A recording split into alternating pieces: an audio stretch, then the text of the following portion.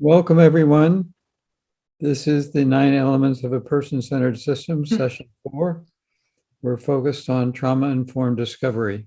And today, we're going to be looking at why integrate trauma-informed supports into the system.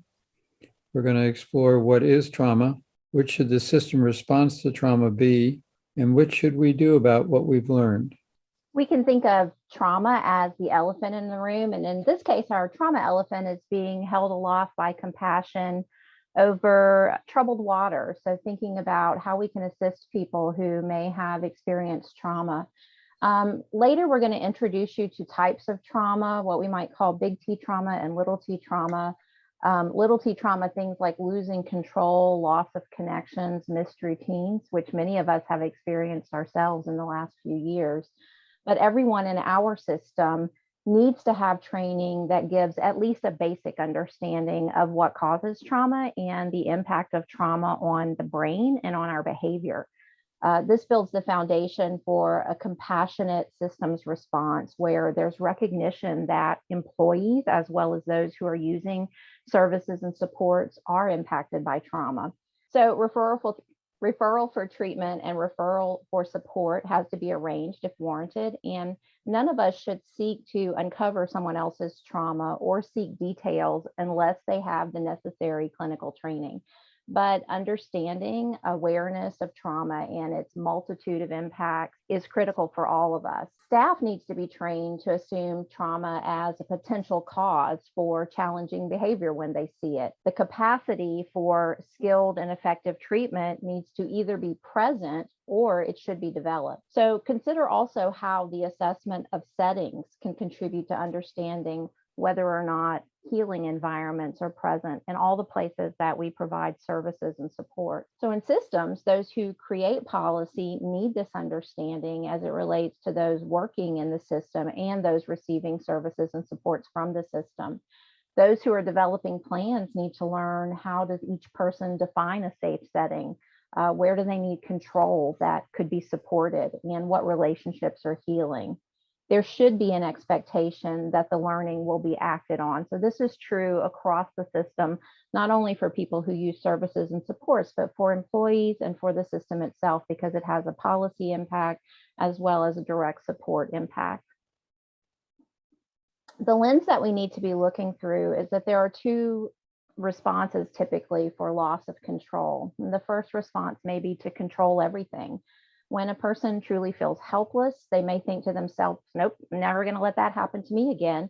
So they attempt to control everything, like their emotions, their environment, and the safety and the health of themselves and everyone around them. But here's the problem with that. There are things that are outside of our control, and it's impossible to prevent any and all future negative consequences or experiences.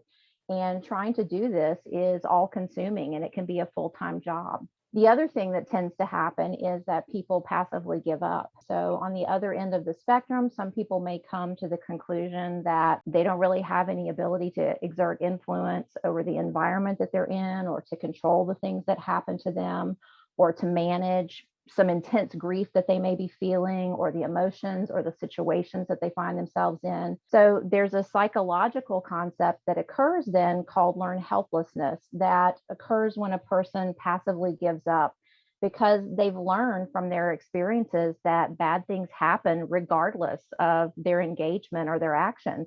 So someone who's developed learned helplessness may stop trying to even escape their pain, stop looking for solutions, and even give up on efforts to cope with or improve their overall situation. So this end of the spectrum is also not good.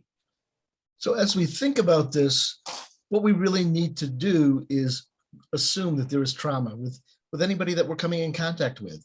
We are all experiencing losses. We have all had disruptions in our life. And the difference is how we handle it. You know, it could be someone who is receiving services and supports who has constantly been dealing with staff coming and going and never saying goodbye. That could lead to trauma. It may be our staff who are delivering messages that maybe breaks a promise to somebody because we don't have the resources to make it happen, or we're making somebody wait before they have to move to another setting. It may be a supervisor delivering a message that they don't agree with to their employees. All of this can contribute to trauma, and really thinking about how do we respond to that. We may have situations where, oh, I've got this under control. It's not a big deal. Others, we may see that we're going to talk to with our friends who can support us through things. We may need formal treatment and support as well. It all depends upon where we are coming from and how we view that trauma. And what are we doing from a systemic standpoint to really think about how do we build this into our support structure and our services, realizing that it is going to be there. And again, not having the training to do this, when we uncover it, what do we do to support people? Early on in the pandemic, we were having some World Cafe sessions and really listening to what people were experiencing when the world changed. And some of the things we heard is those who are living in group settings. We heard, my friends, those I share my home with, leave for the hospital and then they don't come back. That can contribute to some loss, some uncertainty. For our direct care workers and others who are working in these settings, they're going into people's homes, and that causes a big concern and a big fear, worrying about what they may catch when they go into that home or what they may bring back to their family. All of that are unknowns, and we're in a much better place now, so that's great. But we also need to be thinking about the fact that sometimes people have really been resilient. How many of us have had situations where we reconnected with people that we hadn't seen in a while through technology? That was some great resilience that we built some connections. I had a Christmas Zoom party with family from Massachusetts to Hawaii, family members that I hadn't seen in years. So it did present some opportunities as well. So there's a fine balance between it. And what we really need to be mindful of is that everybody has been experiencing trauma because of this, and how we deal with it may be very different. It has really been a universal impact. And as we think about this, these are things that we heard in our World Cafe sessions, but we need to recognize if this has been a universal experience, which it has, how have other people been affected? How about children in foster care or adults? People who may have some substance use issues and may be self-medicating. All of these up on the screen have led to some situations where people have experienced loss. And there is so much more that we really need to be mindful of. And we really need to be open to thinking about what we can do to support people in a way that makes sense for them. And if we think about that, it really brings us back to our core concept of what is important to people and what is important for people. It's important to us to have some relationships in our life, to have meaning and purpose in our life. It's important for us to be able to express the grief that we are experiencing or have experienced. And how do we really find that balance between the two? I often talk about people when I was going through the pandemic that I really missed going to the gym. And how did I have to rebalance to make sure that I got some exercise in and didn't just keep going to the refrigerator? It's how do we find that balance? It's important for all of us. And that's really where we need to focus our energy if we're going to be supporting people through traumatic experiences they may have had.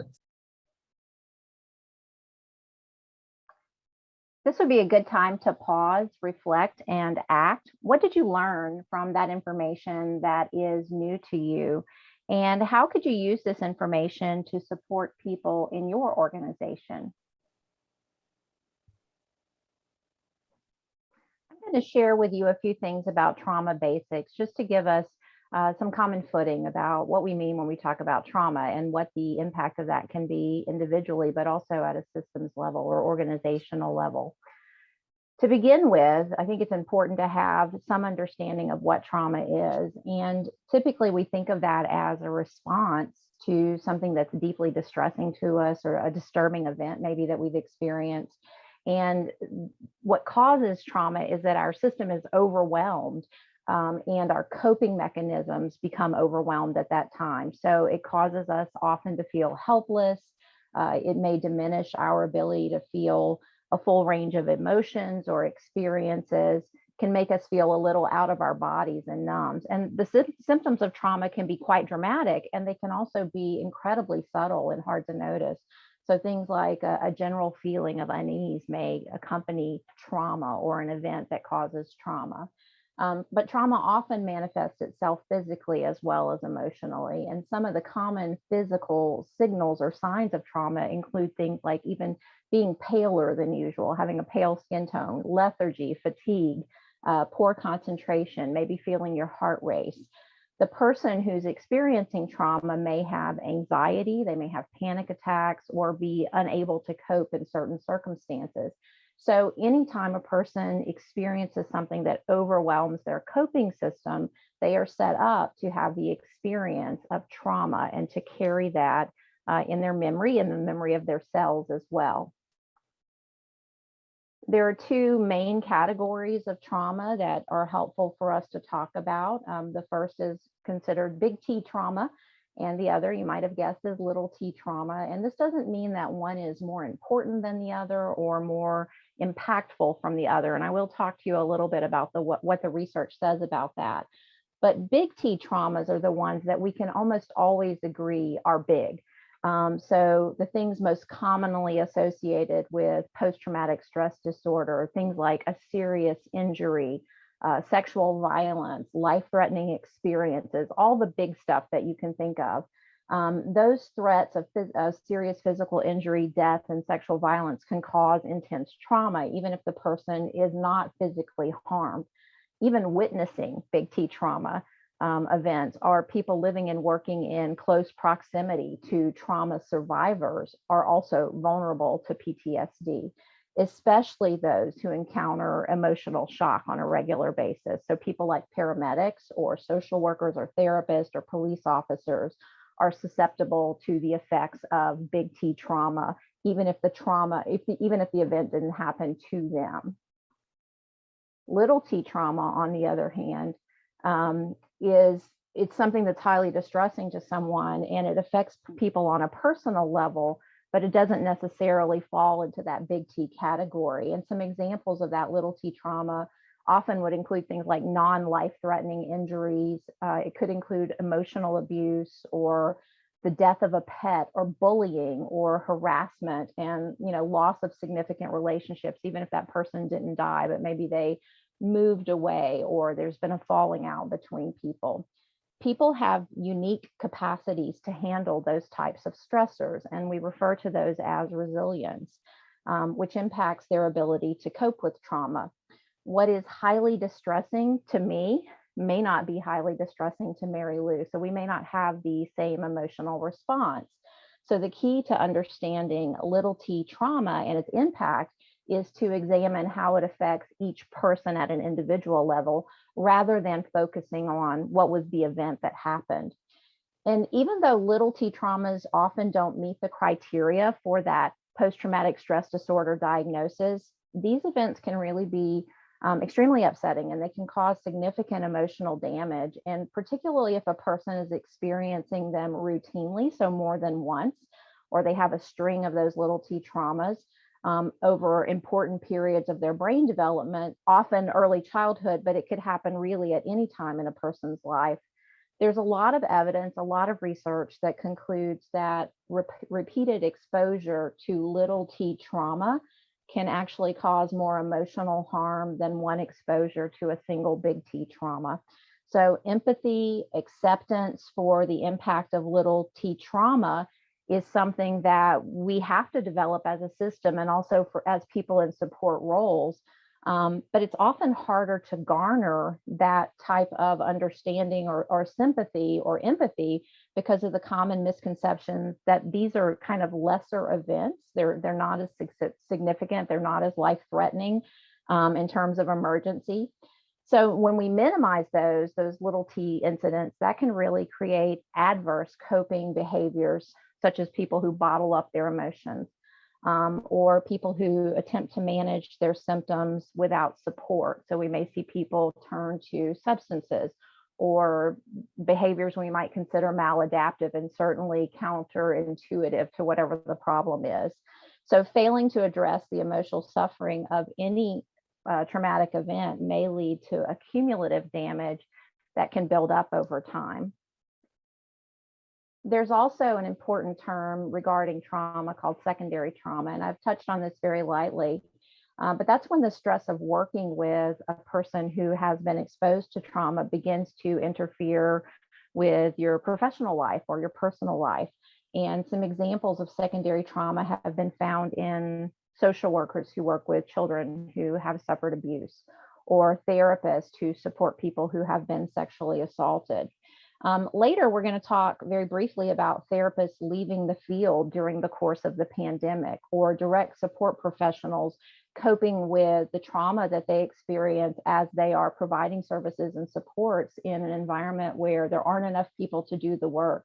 And the work is very challenging and even also, often dangerous. But some of the common signs of secondary trauma and stress from it are things like feeling numb and detached. So when we talk about people in their jobs feeling burnout, often that is a response to the secondary trauma they've been exposed to. Feeling overwhelmed, maybe feeling hopeless. The physical symptoms could include things like having low energy, just no energy to get through the day, feeling fatigued. And you may see some behavioral responses to it as well, like changing the routine, maybe to avoid something, or engaging in coping mechanisms that are more self-destructive in nature rather than helpful. But over time, the little t traumas, the ones that we think of as being not as impactful, can have the same impact as big T trauma. Secondary trauma is more corrosive in that it has the ability to build up over time and has an effect on those who are experiencing it and the system that they're working in. So trauma is complex, it's multifaceted, it's layered through our system, and it certainly exists in the people that we serve and support, as well as those of us who are doing the work. So it's not a small consideration for systems to become more trauma informed, and we have some tips for you as we go forward about how we may do that. To give you just a few more things to think about in terms of post-traumatic stress disorder, and I won't go deeply into each of these, but you might be interested to know what some of this looks like. And when you encounter it, it can sometimes seem confusing. So when someone is experiencing post-traumatic stress disorder, they might be re-experiencing to the degree that it really interferes with the present reality that they're in. So things like memories that just won't go away. People will say, oh, I just can't turn my brain off. I just can't stop thinking about it. Or it creeps into their sleep. So they have nightmares, or they may even have what I call daymares, where they are really kind of asleep while awake and having those same intrusive memories. Which are flashbacks, right? People can disconnect from reality and have the same experience as if that were going on right now, because a chemical reaction happens in the brain that causes them to act as if, to act in all the same ways as if that were actually happening. You might see some avoidance. And I think this was one that, particularly during the pandemic and even coming out of, that I've certainly seen a lot of people whose emotions are somewhat blunted. It's almost like folks are saturated with what they can take on in terms of emotion. So shut down responses are common. They may become obsessive about details concerning safety and their self. How many of us at the beginning of the pandemic were sunning our mail and washing our groceries to try to avoid whatever negative consequences the virus might provide us? And a big one for all of us across the system in our personal lives as well has been disconnection and withdrawal. We may also see negative alterations in cognition and mood. So people who are having feelings of anger or guilt or frustration at the same time that they are feeling withdrawn from others. And finally, hyperarousal. So startling easily and maybe being more impulsive in nature than they typically would be. All of this has an impact when we think about someone who may be providing services and support. So think of a worker who has is responding to post-traumatic stress through impulsivity, and how impactful that could be in the life of a person who is using services and supports. I've really come to detest the word triggered. I think it gets used in our culture very casually. People throw it around all the time when something bothers them, they're triggered.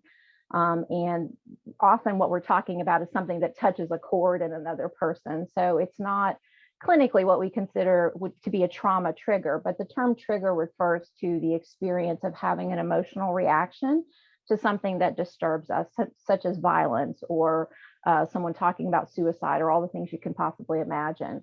there's a big difference between being triggered from a trauma response and being uncomfortable. So feeling triggered isn't just about something rubbing you the wrong way. For someone with a history of trauma, being around anything that reminds them of that traumatic experience can really make them feel like they're experiencing that trauma all over again. So remember that it causes that flood of chemicals and a chain reaction in the brain. So the person may be unable to distinguish between the current situation and the one they've experienced previously. Some people cope with stressful events more easily than others, but for all of us, we have to consider the impact that such events might have on people who have a mental illness or who may have a traumatic brain injury. So they're already starting with a deficit in how that coping, like there are other things to cope with now. So there are layers of things that may be triggering for the person. This would be a good time to pause, reflect, and act. What did you learn from that information that is new to you? And how could you use this information to support people in your organization? I'm going to turn you over to Mary Lou, who's going to talk to you a little bit about the self-assessment and trauma and risk. Thanks so much, Tanya. One of the things that we've been trying to help you with as we go through this video series is looking at ways that your position or your role as a leader in your agency, in your organization, helps you to create pathways for certain parts of your system functions to make sure that they have a solid grounding in person-centered practice. And so looking at where can you find places in the self-assessment tool that will help you address trauma. We can, on the next slide, you'll see that there are ways for you to create that pathway that really supports trauma-informed service delivery. And the primary place that we think would be most helpful for you to start is really looking at section 2.3, where we address trauma specifically. It's actually addressing risk in the self-assessment tool. So how do you address risk in a person-centered system? Their perspective of where your system stands, where your agency stands in this scale of 1 to 5. So moving from you simply identify risk, but again, the responsibility for addressing it is outside of your organization, up through number 2 and 3, where you start to really understand, as Tanya has mentioned, and really Tanya and Bob have done such a nice job of describing the actual person-centered practices around balancing important to and important for an individual in their plan. So in the dignity of choice and risk, it's really a place where important to and important for not only need to come together, but do come together really beautifully in understanding what's that balance and how do we make sure that an individual's choice really has been informed by their full understanding of what's going on in their life. So this, in the person-centered approach to risk, you'll actually see some references to making sure that the assessment tool is also person-centered. So that assessment tool that your teams use to inform the person-centered plan, do they fully understand and recognize not only the indicators that perhaps somebody has had trauma in their life and needs additional or different types of support, but have you also done an assessment in terms of the individual's identity and their cultural awareness and how their culture addresses trauma? So risk and trauma in the self-assessment tool really kind of come together to look at, is there guidance then also? Are there tools available that have been developed perhaps by your state system? If you don't work for a state system, then is it your organization that has developed guidance for your individual employees to really understand when perhaps something is beyond their realm of experience and they need to pull in additional people, or perhaps the DSPs, the people who are on the front line supporting the direct care staff who are supporting people individually, or maybe in your situation, it is people who are providing direct mental health counseling. Maybe it is the people who are working with foster kids in making adaptations to their new home, to the new school they may find themselves in. So all of those people who work on the front lines, do they really understand how trauma might be playing out in somebody's life? That's the guidance that we're talking about here in the self-assessment. And then the higher level, when you really are moving on to, are we actually updating our guidance? Are we recognizing the usefulness and the applicability of the guidance that we've developed and looking for alternative ways to improve it by seeking stakeholder input? So on the next slide, we'll talk just briefly about the ways that you can actually think about how your system perhaps intentionally balances risk that emerges from trauma and directing the learning from what might be reasonable risk. So how do you balance that idea of, do people have an opportunity to take small reasonable risk so that they can learn from that? And we know that all learning really does require that we take a little bit of risk. But when we're talking about somebody who has experienced trauma in their life, that can be a more challenging approach for your staff and for your employees to take on. So how does your system intentionally balance risk? And this is something you may want to take a few minutes during the video today and pause and think about that, or you may want to spark a conversation with other colleagues about this particular question. There are a few examples of guidance that on the next slides you'll see, really starting to understand if you have state policy that specifically addresses the expectations around what support teams need to do. And this is actually addressed in federal policy. There is an expectation, but we want to make sure that we're not just doing it to comply with federal rules that require that you address risk that a person is taking, or that you address how risk is presenting itself in somebody's life, that risk to themselves, risk to another person, risk to their own reputation sometimes. So how do we look at the role that trauma may have played in someone's life and make sure that that's being addressed in the planning document? That needs to demonstrate also that your team has really fully talked about it. And you, in order to mitigate the risk, which is also not only a requirement, but it's just really good planning, as Tanya has talked about already, in terms of making sure that we understand what the source of the trauma was and where the person is in their own ability to respond to it, and to recognize when their response may be something that's not in their own best interest or is causing additional risk in their life. And that's probability and impact. So do we really understand how likely the risk is to hurt themselves or to hurt somebody else, or to do something that can set them back, can create a setback in their life? And how likely is that to have, how big is the impact? These are ways that we can really determine what reasonable risk is and where the opportunity for someone to learn falls. So understanding the difference between if it is a known risk or an unknown risk is another piece that the system needs to very intentionally address.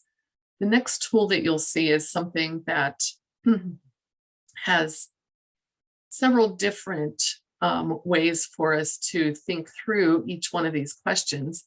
This is an example that comes specifically from an assessment tool that's used in determining how is somebody's, what someone may have experienced, whether is their loss or loss of an individual, loss of a sense of control, something that had happened to them previously in their life that is now reappearing and is creating stress and tension in their life. What do we understand about what it is that the person does today that shows us, that gives us an indication of where this is going? And then looking at the rest of these questions, what do we understand about that action? What's the context that it's occurring in? What are the likely results? What might happen next? And what stops the person? What gets in the way? But also, what keeps the person from doing it in terms of what supports an individual? in addressing the trauma or addressing the response that they are engaging in that might help them to gain more control back in their life. And what do we do if it happens anyway? So how do we respond when maybe it's gone too far and we haven't actually done a good job of intervening and helping them with the support they need? And then the last tool I think that we'll see on the next slide, putting those questions together in terms of how likely is the risk to happen in this particular situation, helps to understand, are there circumstances that we can predict? Has there been a frequent or a rare history of this in similar settings or circumstances? So sometimes the system inadvertently responds with more control when what the person might actually need is less control that is imposed by external factors. And the ability to address the issue and to build confidence in themselves and their own capabilities in addressing what's going on. So are there other contributors that are inadvertently being caused by the system? And then how significant this is the potential impact for this person in this situation, recognizing again that your assessment tool really needs to be designed so that you take each person's background and history and their own cultural identity individually, take it into consideration individually, and not make assumptions based on groups of individuals. So the next slide, I believe, is the last one that will help us to really put it together to understand how much and how intense should the response be from the system. And that is really a chi-square that is looking at probability and impact, or some people refer to it as a high-low chart. So this really kind of takes you from the probability it's very unlikely that something bad is going to happen. And if it does, there's very little harm that will take place. That really is it. That's the bottom left corner that you see here. That really compels us to create a learning plan for the person to make sure that they can experience it, but with support for them to learn and identify and recognize how they can build their own capabilities and their own skills at addressing it and preventing it and knowing when it's going to happen again in the future.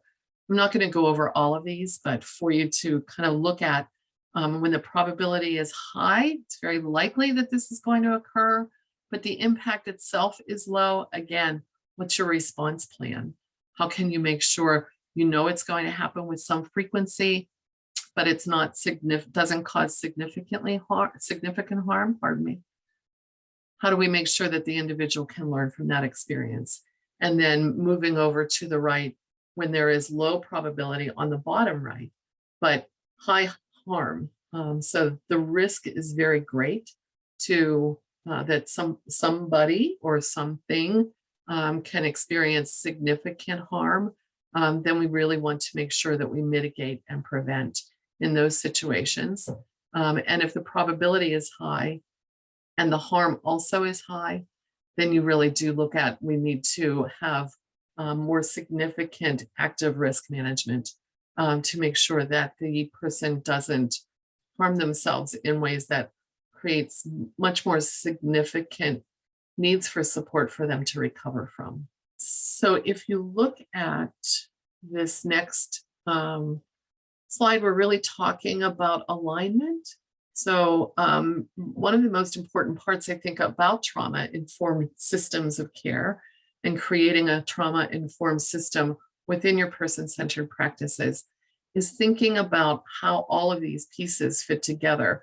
So we've talked about your mission and values, we've talked about advocacy, we've now talked about trauma, and coming up in the future, there will be additional pieces that align well, but I think it's important that you take a moment to start reflecting on, does your mission address these things? How do your advocates, how do you work with your advocates around making sure that your system is very well open to trauma-informed supports? And what's the role of your leadership in making sure that there are mechanisms to connect these things? And where you have gaps perhaps in your alignment, what do you do to address those challenges? And what's your role as a leader, what is your role in making sure that there is alignment? And now I think I will be turning it back over to, is it Bob, I believe, is addressing the next issue. So thank you, Mary Lou. Now that we've really talked about trauma and what that may look like, how do we start to assess it and where we are in supporting people through it, what can we do as a system to really respond to trauma?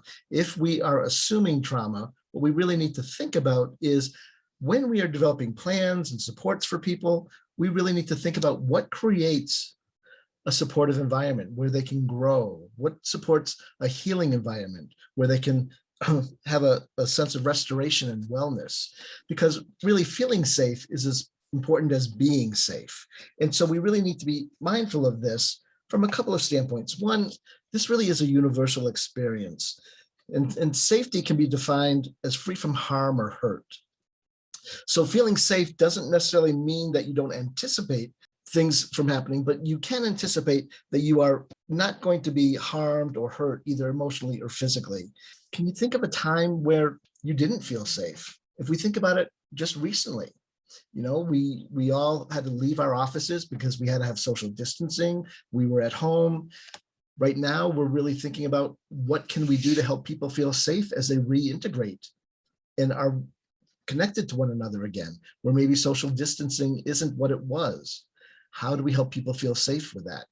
How many of you are walking around with your hand sanitizer and your masks, and that's going everywhere with you, and that helps you feel safe? How many of you, yeah, I'm okay, I've had my boosters, I'm all set, and you're feeling safe? We kind of decide what works for us. And when we're feeling unsafe, many of us have had that experience, whether it's something that has actually happened to us or something that we've been aware of. I live in Colorado. Colorado has had quite a few firsts over the past 25 years. We had the first massive shooting at a school with Columbine. We had the theater shooting in Aurora. And most recently, we had a shooting in a grocery store, places that we felt we would always be safe. And now, do we know if we're going to be safe or not? And how does that impact us? You know, I see people in the grocery store who are constantly looking for exits in case anything happens. That's helping them feel safe. I see others who are just going about doing their business and buying their groceries and not really thinking about it. We really need to be mindful of what can we do to help people feel safe. And some of the things that are really helpful, what we find that most people need is they need to have that sense of safety. If we could go to the next slide, please. We all need to have that sense of safety. You know, it makes me think of 9/11. You know, I have a friend whose son at that time was 5 years old, and he kept watching the news and he kept seeing these planes hitting the Twin Towers. And he finally turned to his mom and goes, when are they going to stop? How many planes are going to crash into that building? He had lost that sense of safety because of what we saw on TV. So what could we do to really understand that and support him through that? And a lot of it comes from kindness and empathy. We need to think about what can we do. We also need to be very clear that we are not therapists and we may uncover this trauma. So what can we do? We can recognize the symptoms and we can listen for those opportunities to learn what that person needs in order to feel safe. My friend's son needed lots of encouragement and needed the TV to be turned off so he couldn't watch it anymore. We really need to be mindful of what is it that people need. In fact, down at the bottom of this slide, there is a reference to a great video that you can find on YouTube. It's by Brene Brown, short, quick video about empathy. And empathy is something that we really need to be mindful of, because what we typically try to do as human service workers is we try to fix it for people. And it may not be something that we can fix. What we really need to be mindful of, if we can go to the next slide, is how do we really look at supporting people rather than fixing people? When we fix people or try to fix people, it really doesn't go well for any of us. How many of you have a significant other who tells you, you know, I think you should do this, I think you should do that. And how many of you get a little uptight about being told what you should do?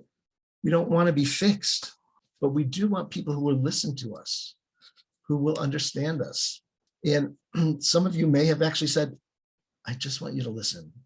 Don't fix it. When we are fixing people or attempting to fix people, we tend to be controlling people. And for many, many years in our system, that has been a focus that we've had. Now we are really recognizing that we really need to be working with people and supporting people from where they're coming from. I think what often gets us into this situation, and I often talk about this in training, we often try to approach things from using the golden rule.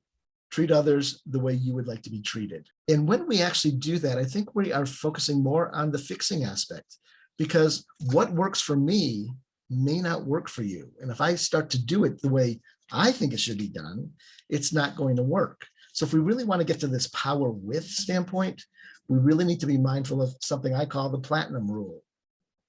Treat others the way they want to be treated, which means we need to listen. We need to understand, and then we can figure things out. You know, for those people who need to look in the grocery store to see where the exit is, let's understand that. Let's partner with people as they do that.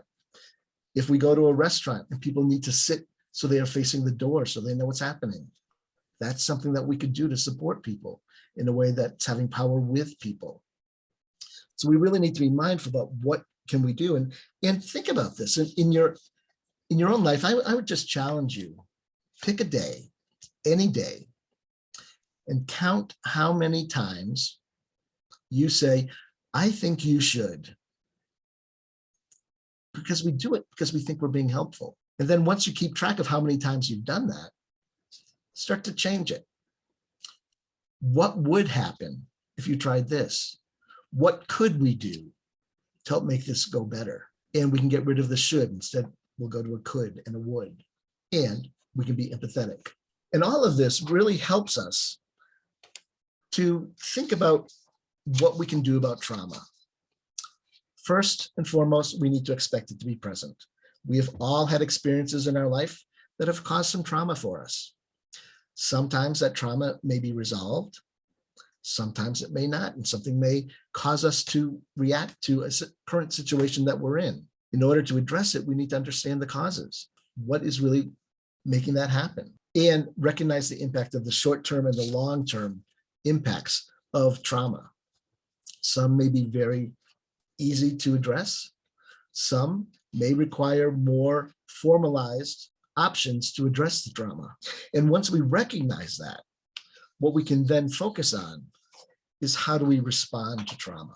And when we think about responding to trauma, the first thing we really want to do is what can we do to lessen or stop the immediate impact? Something as simple as turning off the TV so you can't see the planes hitting the tower over and over again, recognizing where there's an exit so you can go easily get out. Then we can develop and support trauma-informed practices that really support people. How do we start to build this into a structure? How do we build it into plans or support paperwork that we can pass on to others so we don't have to keep reinventing the wheel, and people can follow that and build upon that? What that means is as we start to uncover things and discover things, we really need to recognize what are the strategies that need to be built into the support structures that we provide to people. And as we try those things that we have discovered and learned, we will think about and learn from what is actually working in supporting that person and what is not, and start to reframe how we provide those supports to people. And this isn't necessarily just for people in services and supports. It is for our coworkers as well. We are certainly experiencing that once again, as we are re-entering the world from the pandemic. How are we supporting each other? How are we recognizing some of the trauma that people may be experiencing? How are we supporting people through that? And how are we learning what is working well and is not working well? As we apply that learning, we will make changes. Those changes will help us to strengthen the supports that we offer to people, and that will help us all get to a better place. And I am going to turn it over to Tanya, who's going to talk a little bit more about this. So grief is a complex thing, and it's been difficult, I think, in the last few years to find mental health counseling in much of the United States. That was going on long before the coronavirus pandemic began in the US, but now after 2 years of unrelenting stress, turmoil, grief, many people who are seeking help are confronting a system that is at or beyond capacity. So the inadequacy of the resources is fairly plainly exposed at the moment. A lot of therapists are not explicitly trained in providing support for those who are grieving. What they have learned on the job and as a necessity, but they may not have the background in it or the aptitude for it. And traditional models of grief are also inadequate for the complex needs that a lot of therapists are seeing right now. The federal government's mental health and substance abuse referral line fielded 855,598 calls in 2020, 27% more than it did in 2019. And that was before the pandemic began. But in 2021, the number rose again to 1.2 million. So the need is great. And when the American Psychological Association surveyed members last fall, it found that there was a surge in demand and new referrals, particularly for anxiety, depressive disorders, trauma-related disorders. But 65%, or more than the 1,100 psychologists who responded to that survey, said they had no capacity for new patients. And 68% said their wait lists were longer than they were in 2020. I'm a therapist myself. I have a private practice online, and I can confirm that I cycle off my availability for about 3 months at a time. And I will open availability for a period of 5 days every 3 months. And on those 5 days, I average around 70 referrals. There's no way that I can keep up with that demand. And it so happens that I work more intensely in the field of anxiety, depression, and grief. In December, the US Surgeon General, Vivek Murthy, issued an advisory on the urgent needs to address the nation's youth mental health crisis. And on February 1st of this year, the Senate committee held a hearing to address the nation's growing mental health and substance abuse problems. Mental health problems, substance abuse problems almost always lag a stressor. So many of us feel we're coming out of the stressor of the pandemic, but we may be entering a stressor that is now a surge in mental health issues. Mental health experts predict that the current situation, they think that it's absolutely certain that we will have a system that is needing twice the resources in about a year from now. So the toxic psychosocial stressors that came along with the pandemic, so physical risks that we all experience, some of the daily disruptions to our lives, the uncertainty that we all face every day, social isolation, financial loss, and all of those have well-known mental health effects, and therefore they can also impact our physical health. So doctors are saying the same thing right now. And collectively, they can encompass many characteristics that have been identified as having the greatest negative effect on us. So it's not only that grief is a complex thing. We are experiencing grief. We have experienced a mass trauma in a time where the resources to deal with that are woefully lacking. And we need to address that as a system, because there needs to be people available to work with people who are asking for help. And the therapists are leaving the fields in droves because they themselves are overwhelmed with the need and how hard it is to be immersed in this work on a daily basis.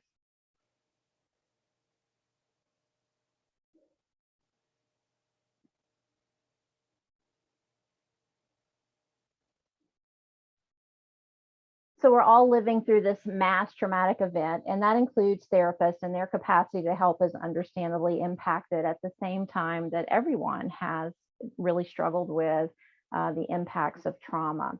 Many more people need access to care, and the kinds of things that we should be paying attention to as a system is how we address loss and grief. It doesn't necessarily have to be loss of a person. It could be loss of connections. It could be loss of station in life, loss of a dream that we hold. but teaching the people who are providing the supports and services and the system itself how to accommodate and absorb the amount of grief that is out there right now is something that we should focus our energies on. And also learning and understanding what grieving is like. I don't particularly hold to stages of grieving, although it's often talked about that way. Grief is a process and it is not linear in any way. So thinking about what grief can entail from an individual level and knowing that person individually through the use of our person-centered practices and person-centered responses that include supports for grieving and loss and trauma are going to be very important for us. So that means that we can help people through those mechanisms build resilience, to incorporate resilience building into people's daily efforts or into our efforts as organizations. I'm working with some very large MCOs right now who are having me do grief and loss and breathing exercises for people. And also understanding the power of optimism. Bob talked to you a little bit about people needing hope as a way to get through this. More importantly, and always important, but more importantly than ever, is listening and really thinking about how we're listening, how we are providing people opportunities to be heard regarding their experiences, and what we do with the things that we hear are also some of the ways that we may mitigate the impact of trauma. So as we think about trauma and we look at what happens when people come to us and they have a significant issue with behavior, where they're either destroying property, they're assaulting people, they're putting themselves or others at risk, we need to be able to tell the difference between a behavior that arises from trauma versus a more typical behavioral response.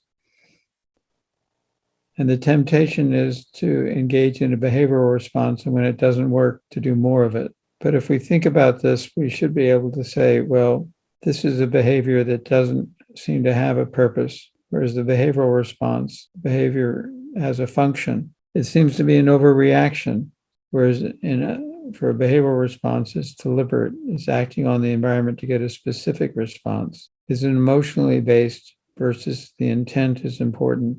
Does it serve the person well or does it not?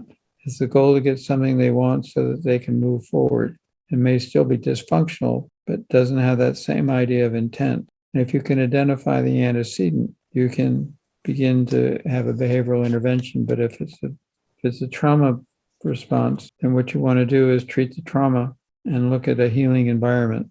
And if you begin to look at this, you need to be able to offer treatment for those people who have a genuine diagnosis of PTSD. And for people who have intellectual or developmental disabilities, people who have some other issues, professionals need to be prepared to work with them and adapt their response to the individual. We're seeing that EMDR, which was developed to work with people who had big T trauma, works for everybody when it's appropriately adapted. Eye movement desensitization and reprocessing. But it takes skill. And Tanya's issue that the demand is overwhelming becomes one of the issues that you need to look at. How can you help people, professionals, become skilled at working with people who have a variety of issues? And you need to be able to say it is not okay to simply have a behavioral intervention for somebody who's having a trauma response. And we need to do things that help to build resilience and help people cope, whether it's exercise, meditation, journaling, lifestyle changes, or counseling. All of that works. And it's been referred to earlier, but one of the keys is offering a healing environment. And this is something that you can do regardless of whether or not you have access to appropriate professionals. And it's something that will make a difference in how people respond.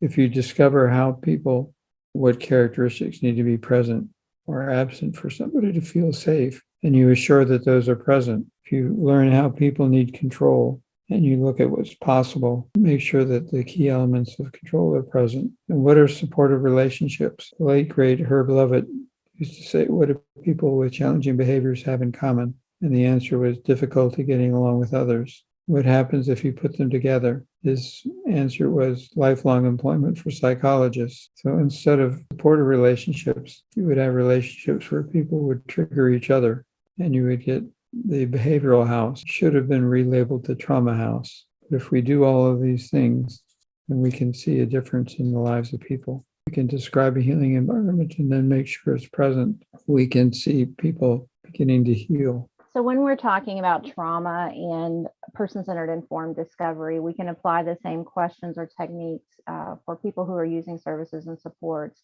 that we can ask the same question at a policymaker level or at an administrative level.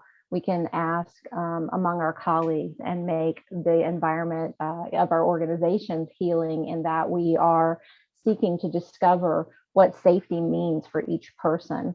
So there's likely to be no blanket answer for that. For each person, there will be different things that help them feel safe in that environment. Part of that is about having an opportunity to be listened to about what their experiences have been and what their current needs are.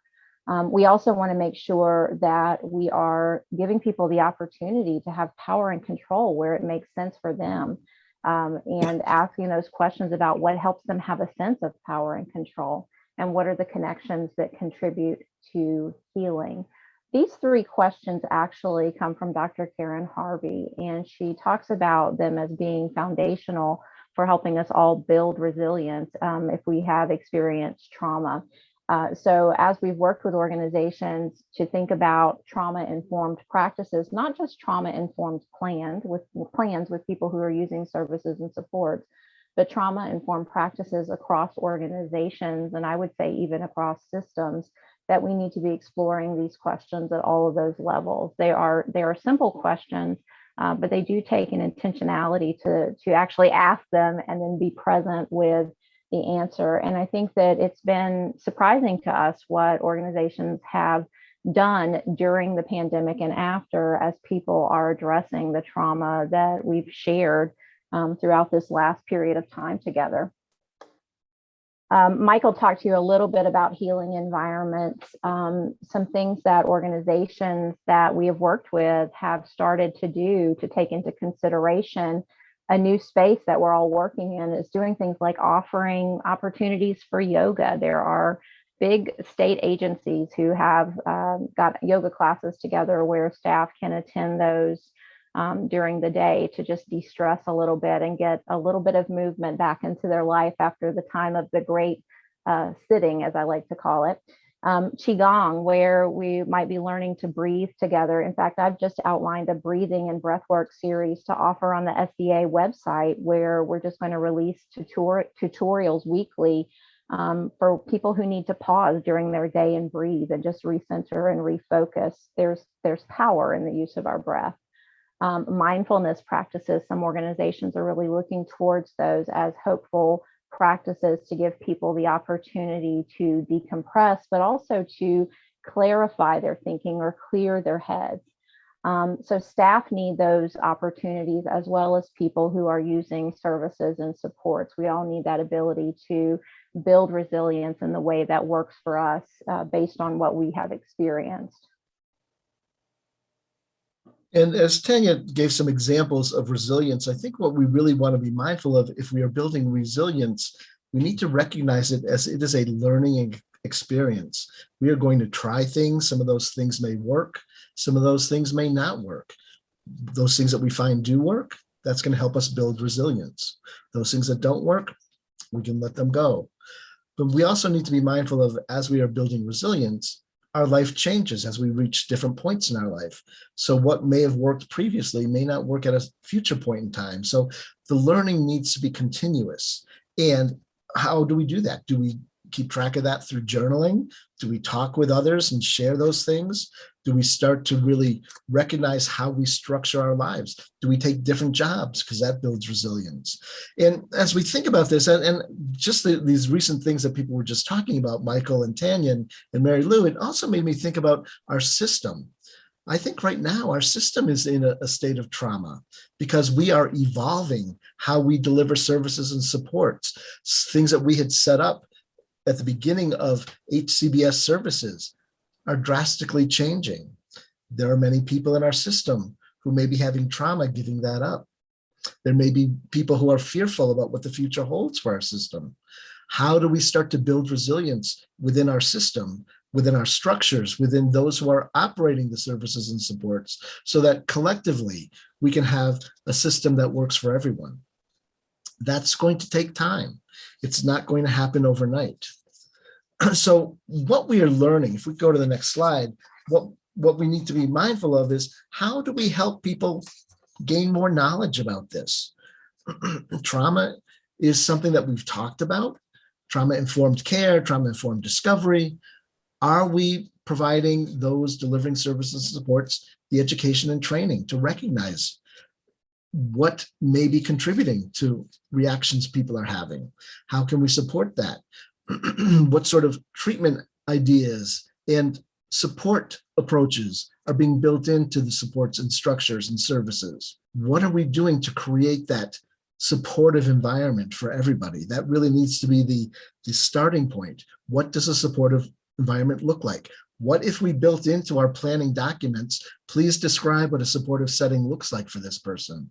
And we could start to gather that information, start to really recognize a starting point. I don't know if we've had that starting point. So now that we are finally facing this in a way that is helping our entire system move forward, how do we start to record that information and do it in a systematic way so that everybody is doing that?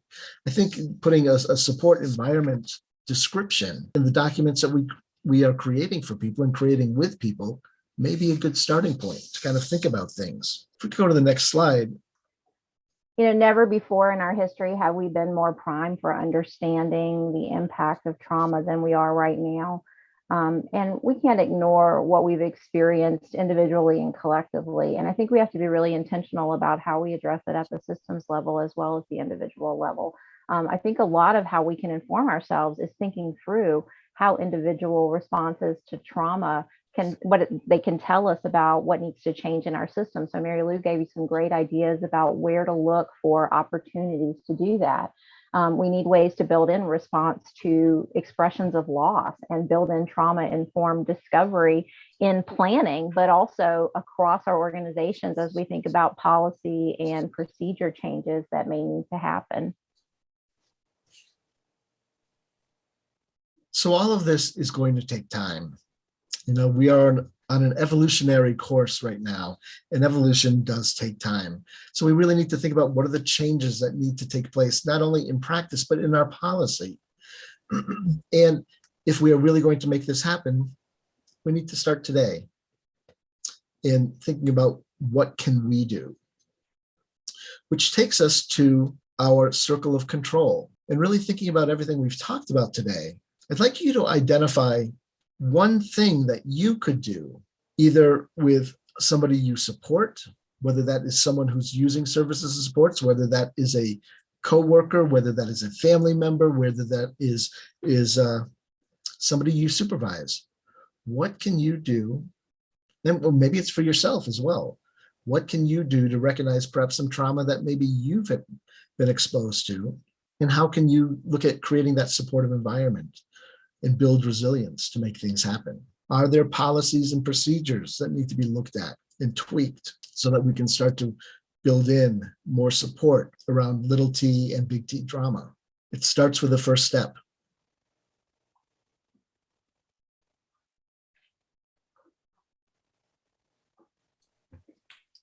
So to get ready for our next session together, we'd like you to think about what you're doing well now to support people through trauma.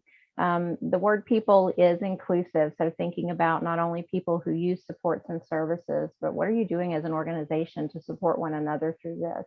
What can we pass on to others so that it can be replicated? Also think about what's missing that needs to be built into the system. How can that be built into the annual planning process for people who use services and supports?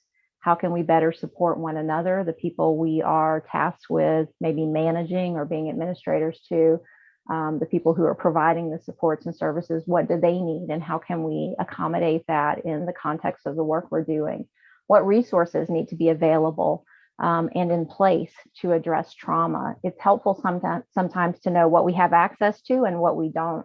I think we've said multiple times during the presentation, your job is not to, unless you are a therapist who works in the field of trauma, Your job is not to go out and uncover every trauma and dig deeply into that. In fact, that's going to be damaging.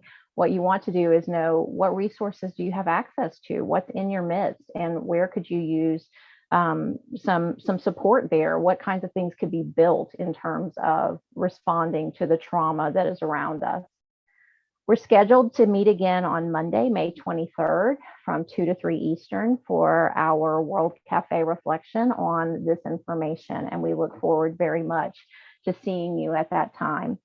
Until then, please remember that you can get in touch with us through our email addresses. We also are available to you on Teams. We do check in on that platform daily and have appreciated seeing the conversation there, and your questions are very welcome. And we've also provided websites to SDA, to personcenteredconsulting.com, and to the NCAPPS so that you may get additional background information if you like that. Thanks so much for being here with us today, and we will see you again very soon.